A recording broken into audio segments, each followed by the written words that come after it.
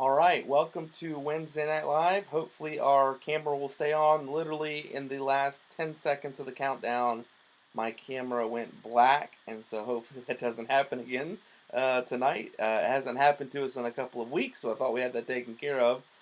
So I got a little worried there, but welcome to Wednesday Night Live. Already got Eric Kelly on here with us on Facebook, but if you are joining us, let me encourage you to let us know in the comment section. We want you to be involved tonight. I am Pastor Adam Lugo. I will be your host, as it is basically every single week. We are here every week with a Bible study through the book of Ecclesiastes, as well as a few other fun and enjoyable things to do. I really do appreciate you joining in, especially on days like today, where it's absolutely beautiful outside. Maybe you can have your phone or your computer set up outside and just enjoying the weather.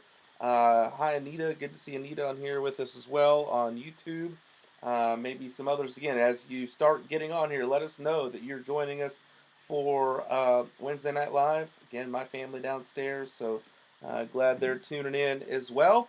And if anything happens, if video goes out or audio doesn't seem right or whatever, just let me know as quickly as you can. Because again, the video went out for a split second right before we started, and then I had to get that back up and going, and then we started moving here. So let me know if you need anything. I mean, again, I can't go get you a cup of coffee or dessert or anything like that, but you know what I mean. Good to have the Tuckers in here tonight as well, and I know a few more people will begin to join as we get a little further into it here. And so glad that you can join us again. I hope you're having a wonderful day. It's Wednesday, April 14th, 2021. I know it's absolutely crazy to think about, but that is the truth. And we are going to, as we have for the past couple of weeks now, we are going to start our evening with a would you rather question. We're going to start with a would you rather question here and see what you think about this would you rather. Good to see the hearts in here as well. So we have the Carlys, the Lugos, the Tuckers, the Harts, Kellys. If anybody else is jumping in here, let us know. We want to hear from you. Just put it in the comment sections that you're here. Say hello, say hi, say whatever you want to, because we need your interaction to make this night work. But here, we're going to start our would you rather section. Here it goes. Ready? Now, when I first thought about this one, to me, it was an easy answer. And then I stopped and thought about it. So I have a feeling that this is going to be heavily tilted in one way. That would not surprise me. Because especially on its surface, it seems like a pretty easy answer. But who knows? Everybody looks at things differently, so maybe different people have a different thought about it. Ready for the would you rather? Here you go. Here it is. Would you rather travel the world for free for a year or have $50,000 to spend however you want? Now, let me say this. When I say travel the world for free for a year, I mean it's free. Everything's free. The travel's free, the food is free, the lodging's free. Everything that you do in that year is paid for. So you can travel the world for free for 1 year, or you can have $50,000 to spend however you want. Any way you want to, you can spend it. So, let us know. First of all, let us know if you've joined us in the comment section. Let us know you're here. Good to see the Millers in here as well. And then let me know your answer to tonight's Would You Rather question. My son is the first one to chime in here, and he says he would rather travel the world for free. Oh, and by the way, maybe if you have some thoughts, is it taxable? Okay, good question. It is. We'll call it neither of them are taxable, right? So no taxes on either one of them, but that's a good question. And so let me say this as well. Maybe if you, whatever one you choose, maybe tell us what you do. Like if you travel the world, man, I'd like to go see this or go do that. Or if you're going to keep the 50,000, how would you spend it? I know I said spend however you want. How would you do that? So, so far we've got 2 travel the worlds, and we've got, let's see here. We have 50,000. Good to see Kathy Hawkins on here, coming to us from Tennessee. I was able to talk to her today, and even though she's on here, I'll say this for her. She said to say hi to everybody. I'll say it again probably on Sunday to folks. And so, yeah. I got another travel the world for free for a year. So far we've gotten four travel the worlds, and one 50,000. Um, Anita, now that you know it's not taxable, what are you saying? Are you taking the 50,000 since it's not taxable? Let's see what we got over here. Uh, Eric says, "I will travel the world. I would see and do as much as possible." Uh, Anita brings up a good point. She says, "I'll take the 50,000 because I wouldn't want to be gone for an entire year." That's true. It's a long time to be away. It doesn't say you have to be away the entire time, though. You could come home if you want to. Um, but uh, but I do know what you're saying, because you're gonna feel like, man, I got 365 days. I got to get out. I got to go. I got to see as much as I can, and so you're gonna feel pressure to do that. So kind of an interesting question so far. We've got two 50,000ers and one, two, three, four, five travel the worlders. So if you're just hopping on, that is the question. Would you rather travel the world for free for a year or have $50,000 spent however you want? Let's see. Daniel Tucker jumps in here and says, travel the world. Rather have the experience and the money that would disappear quicker. Travel the world. I only need a small. Kathy Hawkins says, only need a small amount to cover the globe. That's true. When you have the ability to travel like you can. So there you go. A lot of travel the worlds. Not as many 50,000. Again, if you said travel the world, where are some places you would like to see or like to travel? If you said $50,000, what do you think you'd do with $50,000? What would your plan be? Uh, so no. Say, Katie, you're mistaken. Azariah is now traveling the world without you. It is an individual decision. You had the 50,000. Azariah is traveling the world without you. Now he might be able to reap the benefits of that 50,000, but he's gone for a whole year without you. All you with Judah and Asher. So again, if you got the 50,000, what would you do with it? If you're traveling, where would you travel? Let us know the answer to some of these questions. We're going to keep moving here, though, this evening to the next segment, which is our fact of the day. Over the last couple of weeks, we've got two segments before we jump into Ecclesiastes: the Would You Rather and the fact of the day. Now, I am a person. When I read this one, I am a person, and you can ask my family. My wife gives me a hard time about this. This happens to me a lot.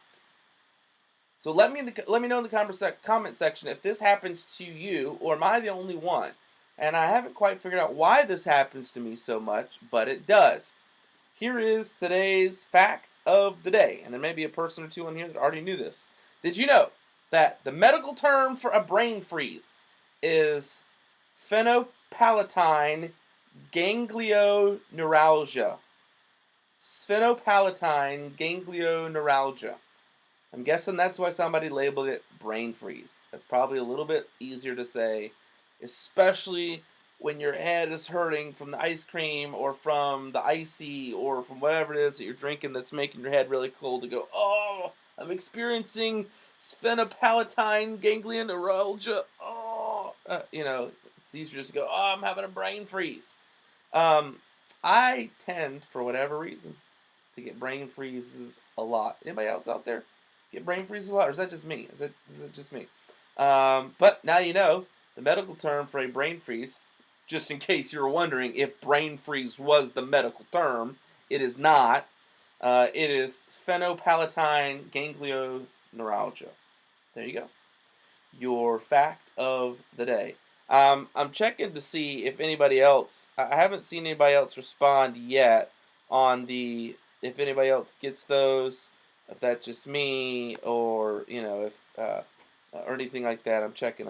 So, but it doesn't, for whatever reason, it does not seem to take much. And I don't know if that just means like I have a sensitive brain. What I tend to think it means is that I have such a big brain, it's pushing down into my nasal cavity because it's so large, and so the cold on my soft palate, just is closer to my wife. I promise you, downstairs is rolling her eyes at me right now. And I'm just kidding. Let's see. Yeah, Anita says no brain freeze, but I'd be willing to try some ice cream to test it out. I hear you.